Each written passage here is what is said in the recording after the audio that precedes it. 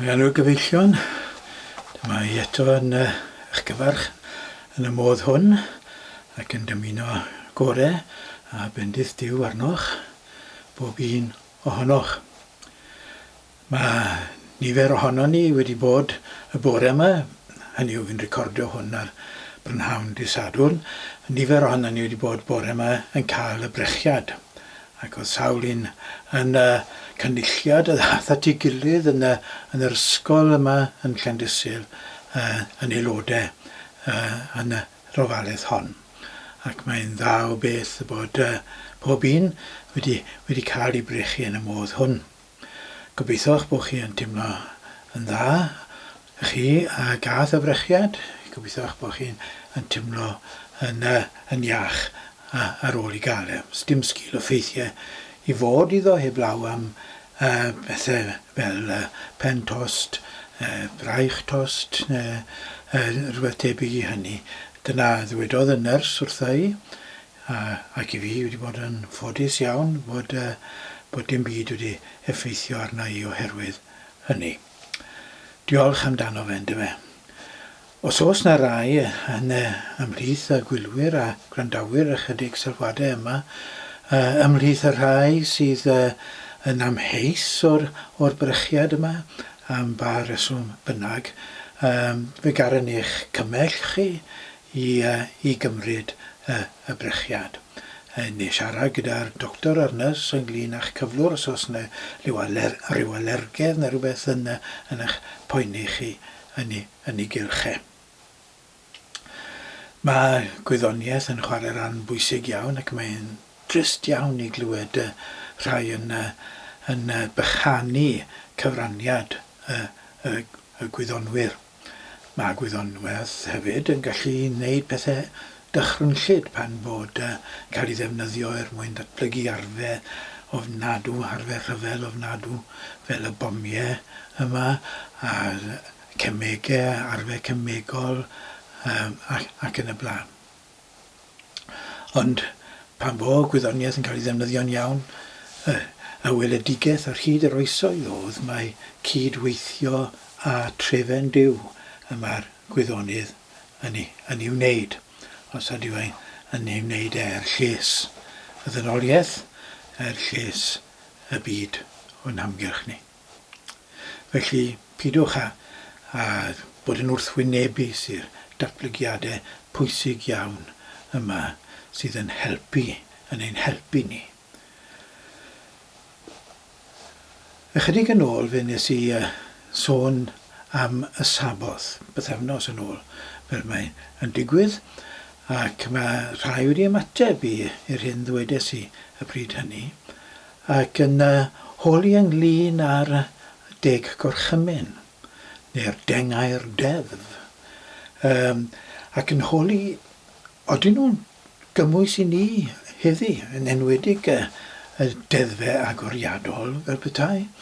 Dyw pobl ddim yn ei deall nhw'n iawn ac yn credu bod nhw'n amherthnasol.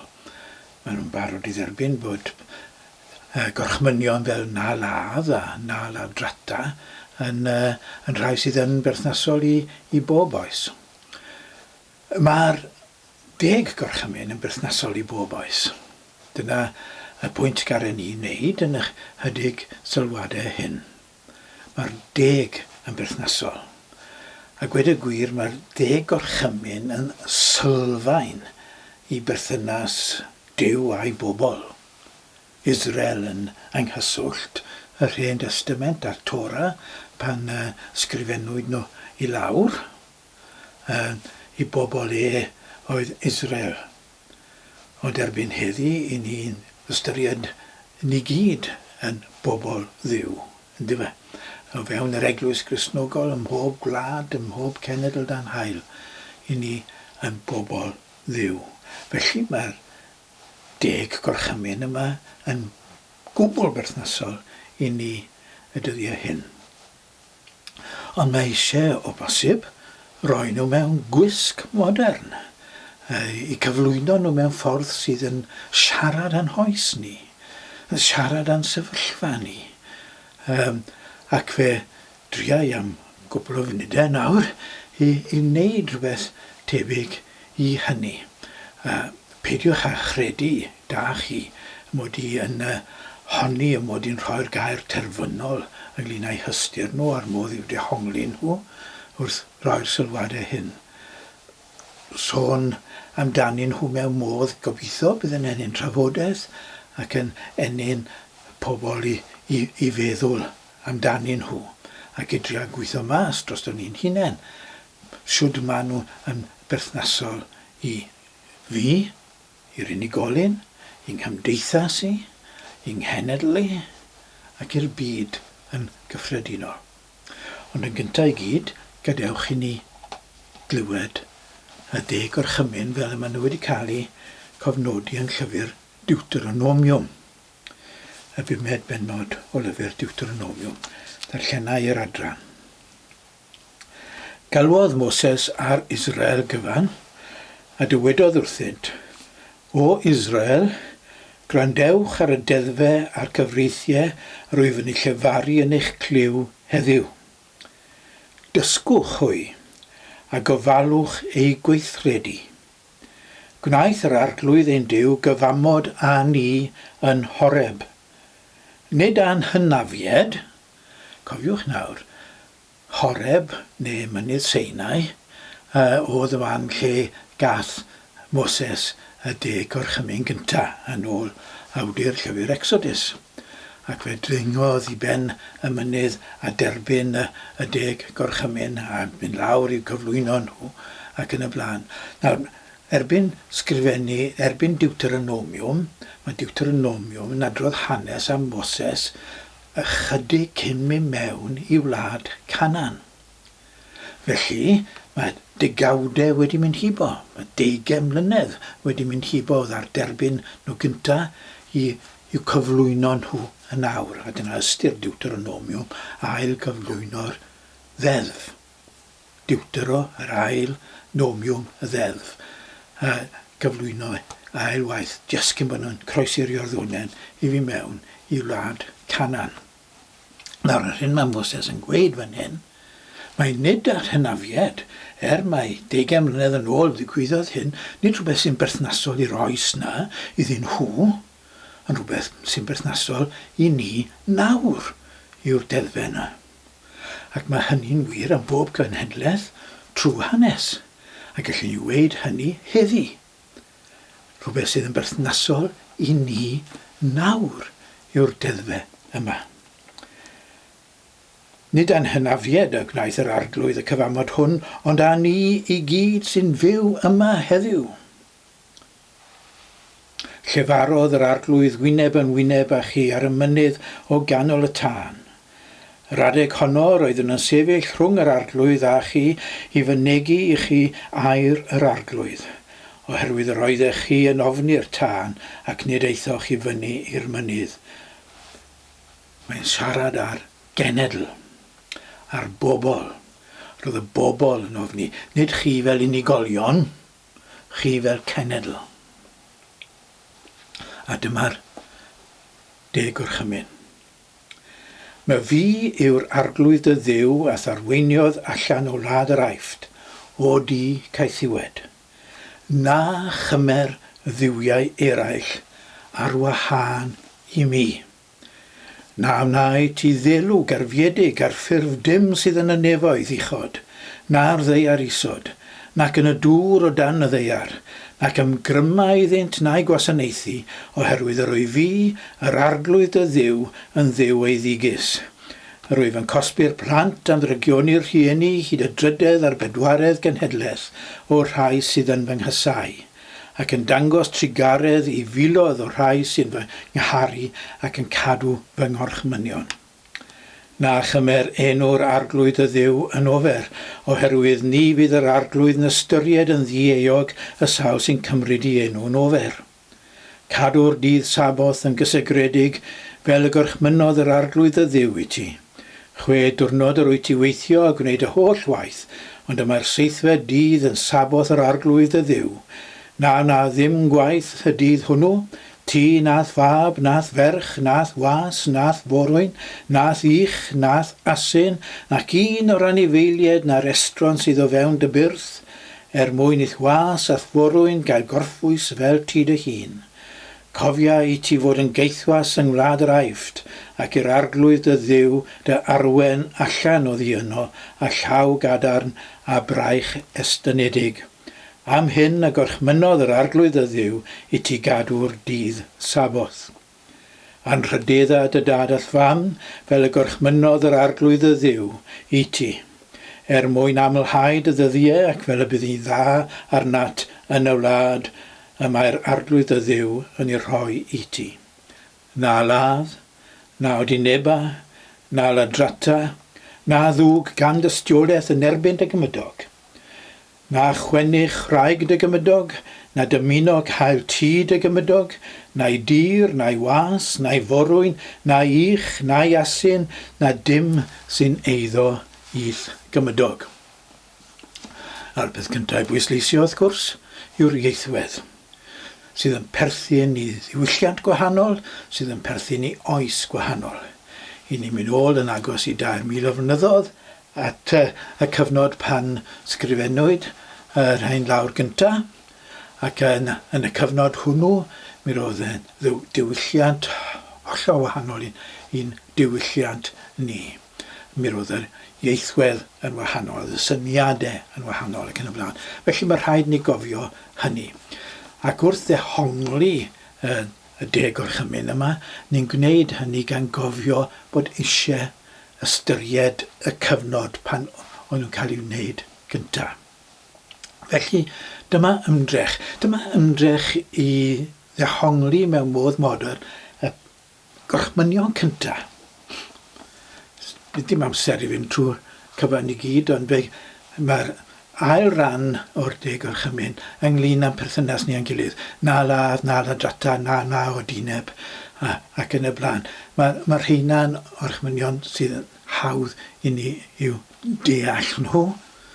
Felly rhai cyntaf sydd yn cael ei ystyried yn lle a perthnasol fel na chymer ddiwiau eraill ar wahân i mi. Nawr, beth mae'n golygu achos ni ddim yn addoli diwiau eraill ydyn ni? Odyn ni? Odyn, na'r pwynt. I ni yn addoli diwiau eraill. I ni yn ystyried rhai pethau ac yn caniatáu'r pethau hynny reoli yn bywydau ni. Ein Duw ni yw'r grym hwnnw i ni'n caniatáu i liwio ein bydolwg ni, ffordd ni'n gweld pethau, ffordd ni'n deall pethau, ffordd ni'n ymddwyn, i reoli ffordd ni'n ymwneud a'n cenedl ac y byd natur ac y phobeth o'n hamgylch ni.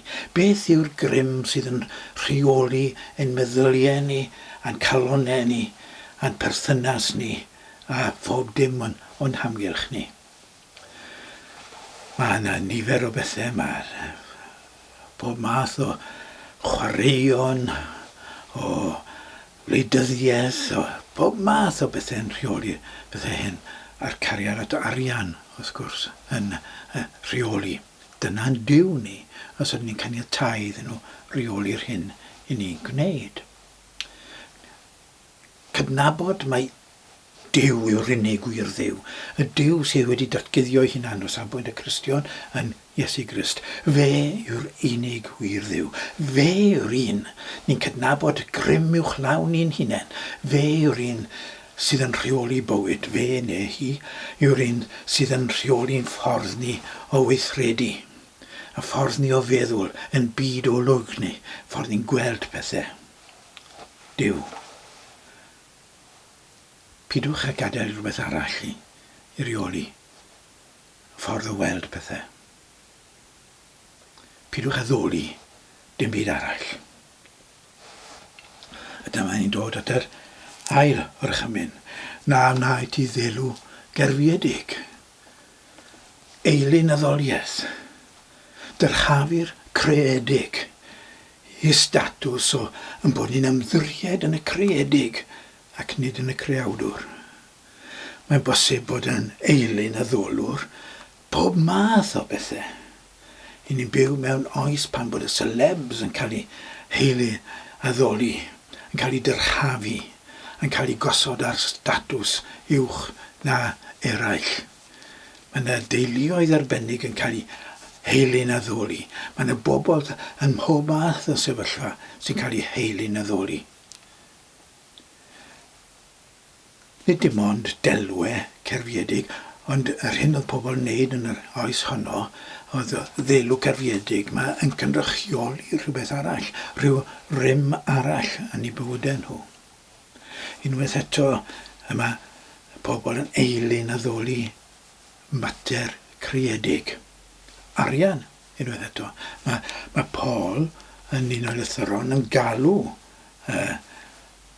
cariad at arian yn eilu'n addoliaeth.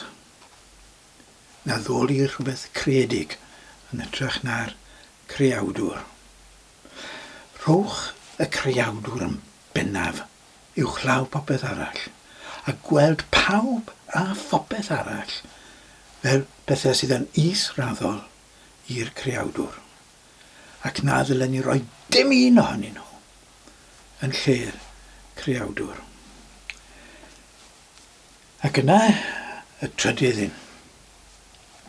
Na chymer enw'r arglwydd dy dduw yn ofer. Nawr, ni'n dehongli hwnna fel cymryd llw ac yn y blaen, ac amser yn bod ni'n cymryd llw mewn llys barn neu ble bynnag i ni yn gweud celwydd wedyn ni wedi cymryd ei enw fe yn ofer. Ond mae e'n llawer mwy na hynny, wrth gwrs.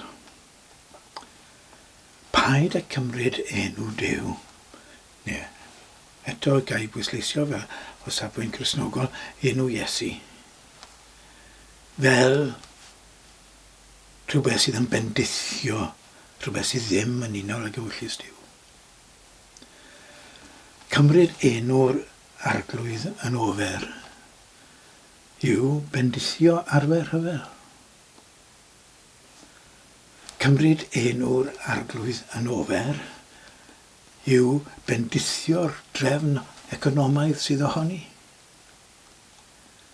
A chaniatáu i'r drefn economaidd sydd ohoni i wneud i niwed, i gyflawni i niwed yn ein byd ni.